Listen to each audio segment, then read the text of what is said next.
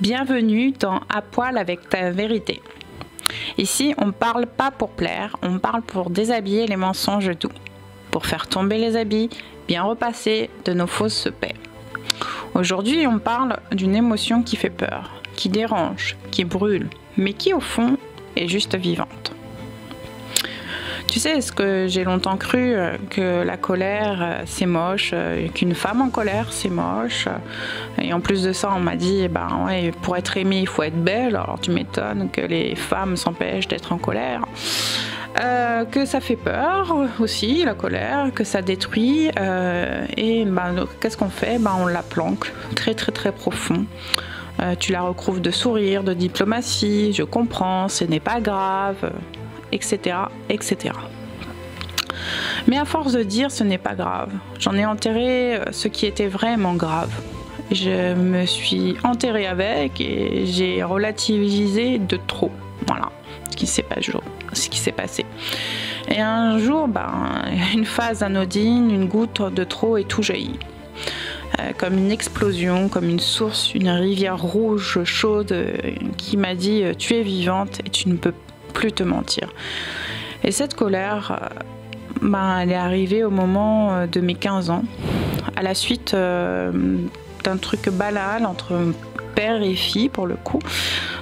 Voilà, j'aime mon père profondément et il a fait du mieux qu'il pouvait, il a même fait mieux que ses parents déjà, mais il est quelqu'un de soupe au lait et qui en colère vous traite de tous les mondes d'oiseaux possibles, imaginables, qui vous met à plus bas que terre rien que par les mots et les gestes. Voilà, je ne vous fais pas un dessin.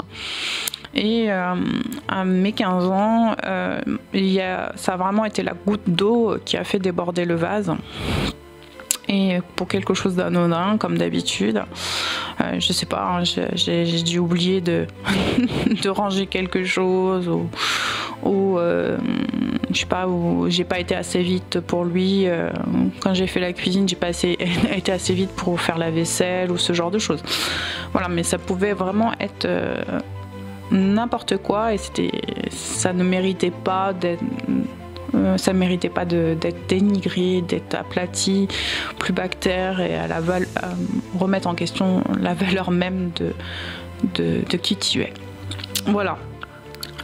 Et pour la première fois de ma vie, j'ai regardé droit de mon père, j'étais un volcan en éruption. Mais quand je vous dis j'étais un volcan en éruption, je pleurais, j'étais rouge de colère, j'étais chaude, j'avais une énergie limite, voilà.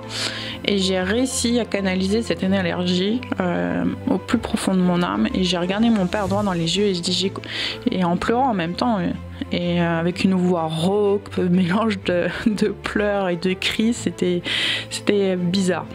Et d'ailleurs, je le raconte cet épisode dans mon livre Nos âmes cœurs, mon chemin d'éveil à l'amour en soi, qui est disponible sur Amazon pour info.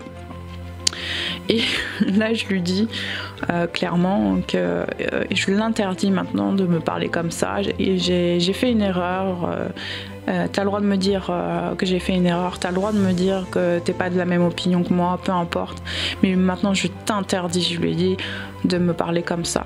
Je te respecte, tu me respectes, je lui ai dit. Voilà ce que je lui ai dit. J'ai dit, tu n'aimerais pas que je te parle comme ça. Je lui ai dit, je te parlerai comme ça, alors là, je crois que je m'en serais prise encore plus de baffes, ça c'est le cas de le dire. Et je lui ai dit ça calmement, mais avec comme un volcan en colère. C'était assez impressionnant vu de l'extérieur, je pense. Et mon père a été pétrifié, tétanisé sur place, parce que je disais une vérité. Et cette vérité et l'image que je lui en renvoyais, la colère que je lui renvoyais et cette limite que je lui ai mis et en disant que je t'aime, je te respecte et moi je t'interdis de faire ça si tu m'aimes, voilà, entre guillemets. Ça l'a pétrifié sur place et il est devenu rouge de colère. Il est reparti dans son laboratoire de pâtisserie-boulangerie, puisque mes parents tenaient une pâtisserie-boulangerie à cette époque-là. Voilà. Et ça a été mon premier acte d'amour-propre. j'ai bien dit le premier acte d'amour-propre qui m'a mené quelques années après à m'éveiller, à faire mon chemin d'éveil, c'est-à-dire ça a été le premier, vraiment le tout premier. Voilà. C'est pour vous dire que la colère n'est pas un problème. Le problème, c'est ce qu'on en fait, ou plutôt ce qu'on n'en fait pas. Quand elle est niée, elle devient rage. Quand elle est écoutée, elle devient discernement. Voilà. Et auprès de mon père, c'est devenu une rage. Et au fur et à mesure des années, au fur et à mesure de mon chemin d'éveil, c'est devenu un discernement. Voilà. Alors aujourd'hui, je vais te proposer quelque chose. C'est de ressentir, pas de fuir, pas de justifier, juste lui dire bonjour. Voilà.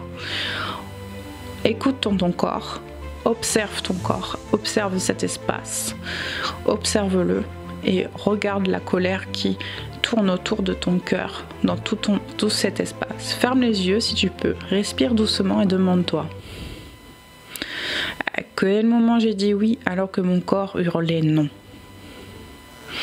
Et peut-être qu'un souvenir remonte, une scène, une injustice, un moment où tu t'es trahi pour garder la paix. Pas une véritable paix, une paix de bienséance, une paix d'apparence, qui avait le goût amer du renoncement.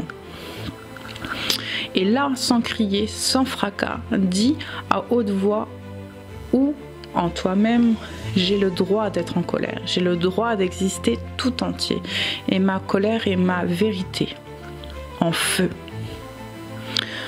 Tu vois, moi je croyais que j'étais spirituelle quand je me mettais pas en colère. Enfin, c'est ce qu'on nous fait croire plutôt, je dirais. C'est pas... Mais aujourd'hui, je comprends que je suis spirituellement vivante quand je m'honore sans laisser me dominer. C'est une énergie, une onde, une amie un peu brute, mais fidèle. Elle ne revient quand je m'oublie. Oui, cette colère devient une espèce de frustration, une espèce de douleur qui peut prendre jusqu'à la paralysie du système nerveux, ce qui était mon cas. Voilà, donc écoute ta colère. Elle est là, cette émotion est un feu, et ce feu, pour le canaliser au plus juste, il faut savoir l'écouter. Parce que c'est ta limite. Si tu es en colère, si tu ressens une colère, c'est que ton environnement ne respecte pas ton besoin, qui tu es, et ta dignité. Voilà, merci d'avoir laissé ta colère respirer un peu, pas pour exploser, mais pour s'exprimer. Parce que ce qu'on n'exprime pas s'imprime dans ton corps, ça se cristallise et ça crée maintenant ce qu'on appelle des maladies, des mal-adis. Et ce qu'on accueille se transforme par contre. Et la colère permet de créer de magnifiques choses. Il y a des artistes qui en font des choses magnifiques. Voilà, je te remercie et dans le prochain épisode, on va à poil avec un autre grand classique, le besoin d'être désiré. Un piège doux et gluant, un GPS inversé, un besoin qui nous fait courir loin de nous. Alors, quand on cherche juste à revenir à soi. Et si cet épisode t'a touché, partage-le à une âme en feu, à un ami trop en colère. Et souviens-toi que ta colère est une onde, pas un défaut, pas une honte, une invitation. À bientôt dans l'onde nue de la vérité.